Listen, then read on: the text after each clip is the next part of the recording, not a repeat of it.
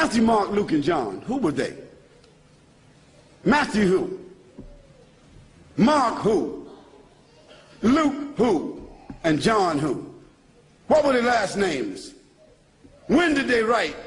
Did they know Jesus Christ? Did they walk with Jesus Christ? Did they eat with Jesus Christ? Did they talk with Jesus Christ? Did they even meet Jesus Christ? The answer is no, no, no, no.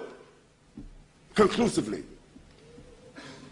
The earliest of them that wrote 40 years after Jesus Christ, so they never met him.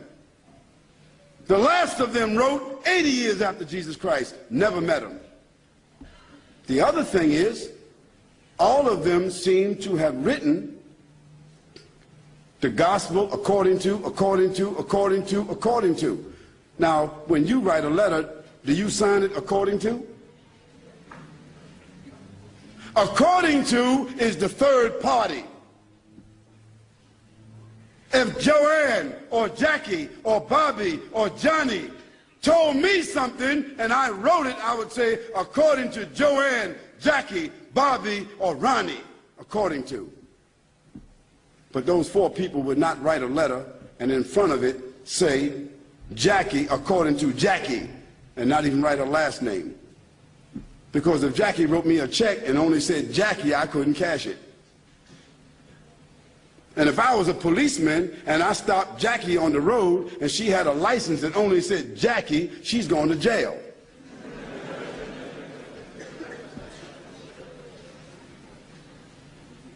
Where in the world is a document with only one name of four different writers that did not meet the one whom they're writing about? Where is that accepted in the whole world? Nowhere except in the Bible. And the church fathers and the church writers and the Christian historians, they all agree that perhaps those four writers themselves were only pen names. Because a writer would not write his first name according to. And there's a great amount of suspicion that the man called Paul, Saul of Tarsus, that because he wrote all the books from Acts all the way to the end of the New Testament, how many books is that? How many? 16, 15, 17, 19? All the books of Acts on, Colossians, Ephesians, Corinthians, Romans, Galatians, all of those books are written by whom? Paul, Saul of Tarsus, another man who never walked, who never talked, who never met, who never ate, who never prayed, who never knew Jesus Christ. Isn't that something?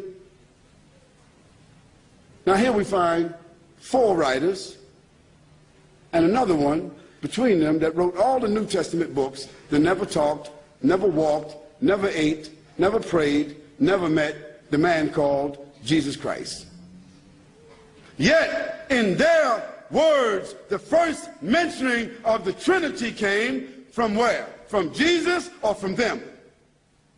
The first mentioning of Jesus being divine, a man God, came from whom? From them. The first mentioning that Jesus is the Son of God came from whom? From them.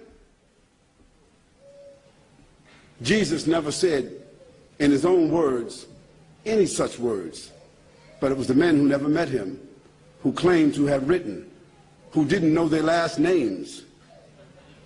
And Paul, by the way, before he had that vision on the road to Damascus that only he saw and only he heard, guess what his occupation was? Do you know?